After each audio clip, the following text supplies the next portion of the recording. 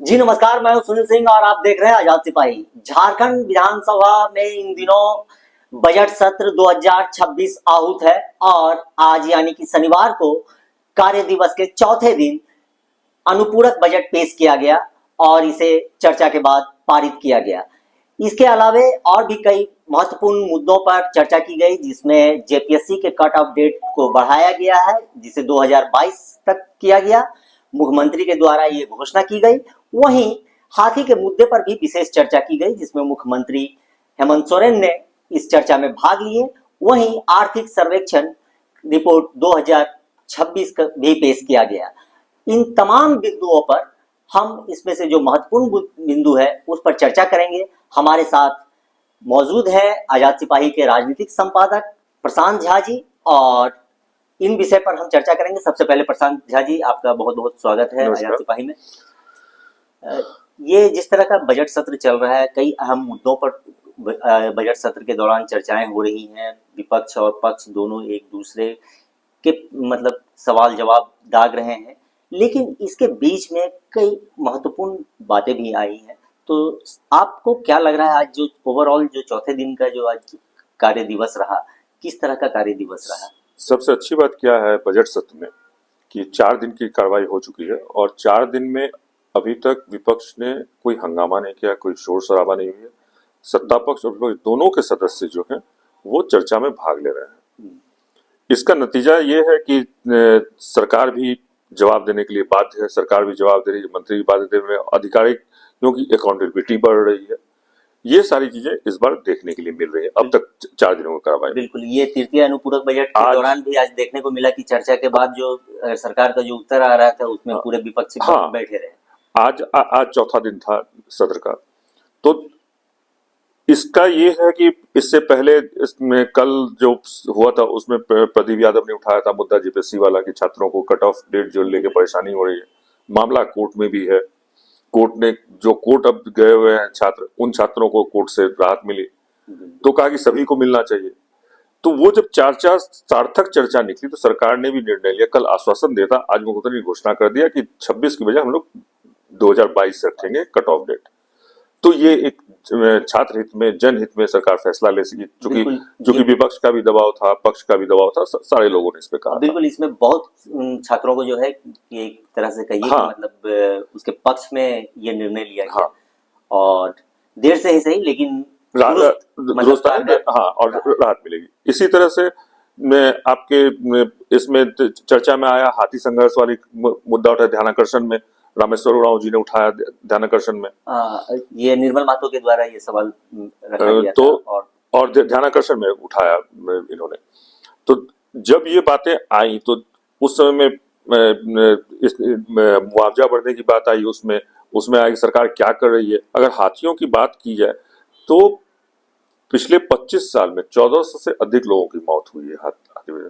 सिर्फ अगर पिछले 5 साल की बात करें तो पिछले 5 साल में 525 लोगों की मौत हुई। अगर सिर्फ इस साल की बात करें जनवरी से लेकर अभी तक फरवरी तक में तो 30-32 लोगों की मौत हुई है हाथी की वजह से। तो ये कहीं ना कहीं एक गंभीर मुद्दा है। बिल्कुल। और इस गंभीर मुद्दे पे सदन में बात आना, सदन में बात को उठाना, सदन में बात को रखना। पिछले दिनों मुख्यमंत्री हेमंत सोरेन ने गंभीरता दिखाते हुए वन विभाग के साथ बैठक भी की थी। उन्होंने क्या विभाग कर रहा है ये पूछा भी था, विभाग से बोला था कि आप रिटर्न उसको तैयार कीजिए, डॉक्यूमेंट, कितने लोगों की मौत हुई, कितने घर ध्वस्त हुए, कितना क्या है या हम लोग क्या कर सकते हैं। तो आज सदन में इस पर चर्चा हुई थी, मुख्यमंत्री भी उठ के जवाब दिए कि भाई अगर देखा जाए हाथी मुआवजा की तो राज्य में 4 लाख रुपया मिलता है, वहीं उड़ीसा में 6 लाख रुपया है, अन्य राज्यों में और भी है। तो ये भी बात आई, मुख्यमंत्री ने खुद इस बात को 4-5 राज्यों को बताया कि वहां मुआवजा देकर, तो उन्होंने कहा इस पे विचार करें। उन्होंने कहा एसओपी बनवा रहे हैं। तो ये जितनी चीजें हैं वो जब तक चर्चा नहीं होगी तब तक सरकार भी जवाब नहीं दे पाएगी। सरकार क्या सोच रही है, सरकार किस दिशा में जा रही है, सरकार का क्या है वो भी पता नहीं चलेगा और जनता भी उससे महरूम होगी। तो ये सत्र जो है वो काफी अच्छा अब तक चला है और काफी चर्चाओं के साथ चल रहा है, तो इसलिए काफी बेहतर कहा जी। प्रशांत जी, जिस तरह से हाथी के मुद्दे पर आज सदन के अंदर में चर्चा हो रही थी और सत्ता पक्ष और विपक्ष दोनों इसमें पार्टिसिपेट कर रहे थे। तो बहुत मतलब गंभीर विषय है वाकई में झारखंड के लिए, क्योंकि जिस तरह से हाथियों का जो एक तरह से कहा जाए कि आतंक, हालांकि ये मानव द्वारा जो है जिस तरह से उनका उनका घर को उजाड़ा गया है, तो कहीं ना कहीं हाथी उससे विचलित है, तो उनके रास्ता को लेकर के अब बहुत मतलब अगर कहें कि मुख्यमंत्री जिस तरह से बात को अपने रखें कि इसमें सिर्फ हाथी ही नहीं, भालू, फिर सांप का सांप काटने से हाँ। भी, तो इस तरह के जो आकस्मिक जो घटनाएं मतलब वन विभाग के द्वारा जानवरों के द्वारा अगर जो हो रही है, तो उस पे मुआवजे के लिए एक मतलब एक नियम बनाया जाएगा और वो नियमावली तैयार की जाएगी। नियमावली नहीं, मुआवजा का नियमावली है। हाँ, लेकिन उसको बढ़ाने का हाँ, बढ़ाने का है या उसको कैसे रोका जाए। अब जिस तरह की देखा जाएगा तो पिछले मतलब जनवरी में एक ही हाथी ने 22 लोगों को कुचला। बिल्कुल। उस हाथी को पकड़ने के लिए काफी कवायद की, लेकिन फिर भी पकड़ में बहुत इससे आया। तो वो जो उसको पकड़ने के लिए या उसको ट्रैंकुलाइज करने के लिए या उसको घने जंगल में वापस ये करने के लिए हमारे पास सक्षम टीम नहीं है। उसके बहुत सारे उपाय हैं, बहुत सारे, तो उस तरह की टीम बाहर से मंगाई आते हैं, बाहर से बुलाया गया, ये किया गया, तो उस तरह का ट्रेनिंग, उस तरह का देने का, तो वो एसओपी जो बनने की बात है, जो मुख्यमंत्री जिस एसओपी की बात करें, उस एसओपी में वो सारी चीजें, अभी जिस तरह कहा गया कि वो कर्नाटका से लाया जाएगा एक हथनी या वो उसको नाम कहा जाता है उस हाथी का, तो उसको लाया जाएगा यहाँ पे उन लोगों को जंगल में ले जाने के लिए, ट्रैप करने के लिए, घने जंगल में ले जाने के लिए। तो ये सब चीज सारी एसओपी जब बनेगा, एसओपी में मुआवजा के साथ ये सारी बातें आएंगी। दूसरी बात क्या है, उसमें ये भी बातें की गई कि मतलब एक कॉरिडोर बनाया जाएगा। नहीं, कॉरिडोर नहीं, हाथियों का कॉरिडोर 17 कॉरिडोर ऑलरेडी राज्य में है, लेकिन जो 17 कॉरिडोर जो है वहां पे आपका सबसे बड़ी बात है कि वो शहरीकरण और खनन के कारण वो बाधित हो रहा है। जो हाँ। दूसरी बात क्या है, मुख्यमंत्री ने भी उस दिन बैठक में जो बात निकल के आई थी, मैं पता नहीं आज विधानसभा में उतनी बातों की चर्चा नहीं हो भाई, निकल के कि हाथी की याददाश्त शक्ति बहुत तेज होती है, जंगली हाथी की सबसे ज्यादा तेज उसी की होती है। जो 20 साल 15 साल 25 साल 30 साल पहले भी हाथी किसी रास्ते से गुजरे होते हैं, किसी रास्ते से ये होते हैं, तो वो पुराने रास्ते पे लौटते हैं। तो अब तो जो पुराना रास्ता से 30 साल पहले था, वो रास्ता तो उनका बदल चुका है। तो ये जो तो वो तो रास्ते पे आएंगे, उस रास्ते पे घर बन गया, उस रास्ते पे आपने खनन किया, उस रास्ते पे आपने ये किया है। एक कारण ये है उनके भटकने का। दूसरा कारण भटकने का आता है कि जंगल की कटाई, घने जंगलों की कमी। तीसरा कारण है कि जंगल में आपका पानी का कमी, भोजन का कमी, जो कि वो शहर की ओर आकर्षित हो रहा है। ये भोजन वाले मुद्दा भी उठा था सदन के अंदर, और इस पे मुख्यमंत्री ने ये भी बताया कि मतलब ऐसा फसल और या इस तरह का मतलब लगाया जाएगा जो कि उसको पर्याप्त मात्रा में उनको मिले, वहां जंगल के अंदर इधर उधर ना। तो ये सब चीजें हैं जो आपका एसओपी बनने के बाद उसको धरातल पे उतारा जा सकता है, धरातल पे किया जा सकता है। और सिर्फ मानव की ही मौत की बात नहीं, अगर हाथी की भी मौत करें तो पिछले राज्य में अभी 600-700 के लगभग हाथी हैं, और पिछले 25 सालों में 150 हाथियों की मौत हुई है। मैं अगर 24-25 की बात करें तो 15 हाथियों की मौत हुई। इस साल की मतलब सिर्फ 2025 में जो साल बीता हमारे साथ, 16 हाथियों की मौत हुई है। तो भाई आखिर सिर्फ मानव को नहीं क्षति पहुंच रही, हाथियों को भी क्षति पहुंच रही है।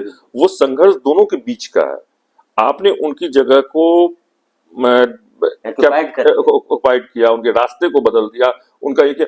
दूसरी बात, जो कॉरिडोर जो बना हुआ, उस दिन मुख्यमंत्री ने ये भी कहा था, कॉरिडोर जो हमने दिया हुआ, हाथी कॉरिडोर बनाया, आप जाते जमशेदपुर रास्ते में देखते हैं कॉरिडोर बना हुआ है, तो क्या वो कॉरिडोर उनके लिए मतलब सुटेबल है या नहीं है? उनका रास्ता क्या था? मुख्यमंत्री उसने कहा कि उनका पहले रास्ता क्या था, ये पता कि उनका रास्ता कहाँ से था पहले, ये उन्होंने कहा था बैठक में।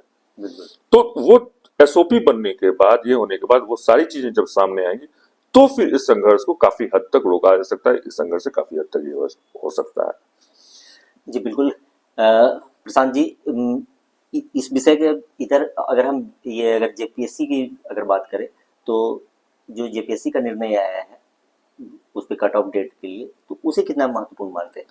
जेपीएससी लेट चल रहा है सेशन। पिछली बार भी अगर देखेंगे तो 21 में भी जो हुआ था, उस समय भी डेट में रिलैक्सेशन दिया गया था। 17 से 18 वाला जो एक साथ हुआ था, उसमें भी डेट में रिलैक्सेशन।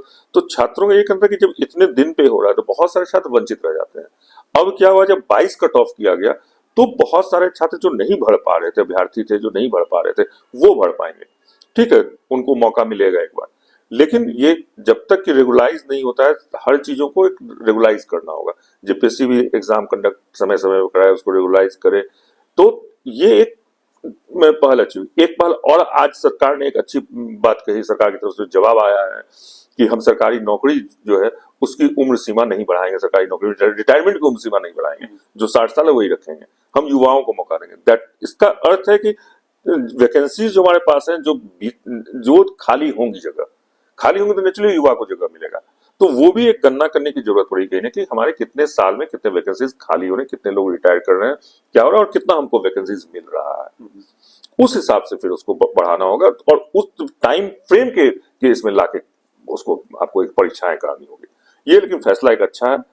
और अभी सत्र लंबा है, 19 मार्च तक सत्र चलेगा।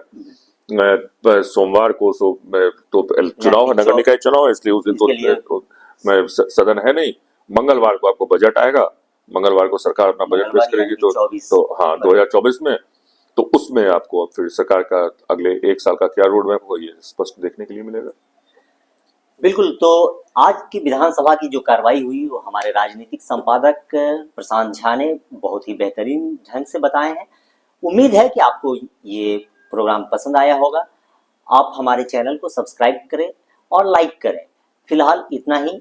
अगले दिन की कार्रवाई के बाद फिर हम बैठेंगे चर्चा पर। फिलहाल इतना ही। आप बने रहिए हमारे साथ, देखते रहिए आजाद सिपाही। धन्यवाद। धन्यवाद, नमस्कार।